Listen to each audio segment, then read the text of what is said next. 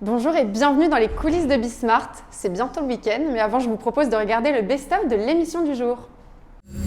Bonjour à tous, bienvenue dans Smart Tech. Peut-on encore avoir une vie privée? Alors vous trouverez la formulation peut-être provocatrice, mais j'ai vraiment le sentiment, pour ne pas dire la conviction, que le concept de la vie privée est derrière nous, remplacé plutôt par des vies multiples, numériques et personnelles, dont trop peu, d'éléments restent à l'abri des curieux, qu'ils soient bien ou mal intentionnés. Je crois qu'aujourd'hui, on est rentré dans un monde où aller dire ma donnée n'est plus quelque part, c'est une utopie. C'est-à-dire que ma donnée, forcément, ce qui m'appartient, a priori, elle est partie sur Internet.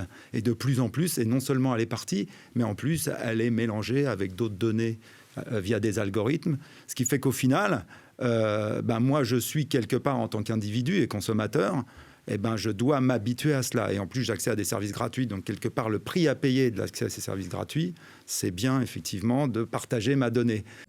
Qu'est-ce qu'on appelle le droit de la donnée, s'il vous plaît ?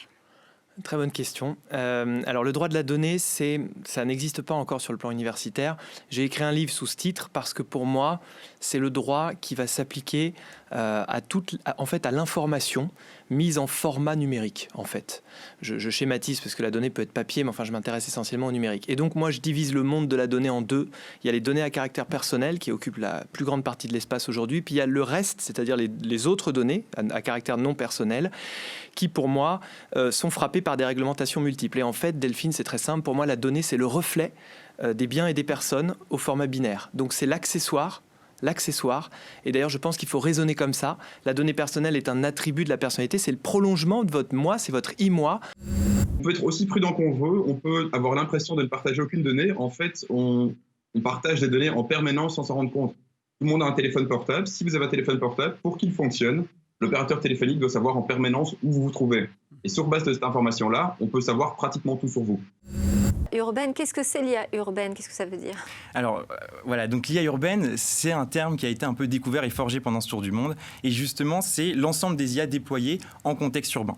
Alors pourquoi, rapidement, je parle d'IA urbaine et non de smart city ou de ville intelligente? Parce que la conviction très forte de ce tour du monde, c'est qu'il ne faut pas rendre nos villes intelligentes, il faut urbaniser la technologie. Et donc, il faut créer des IA. Urbaniser la technologie, c'est-à-dire?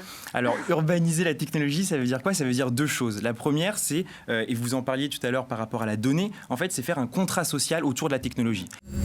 Et nous, on se retrouve lundi. Je vous souhaite un bon week-end.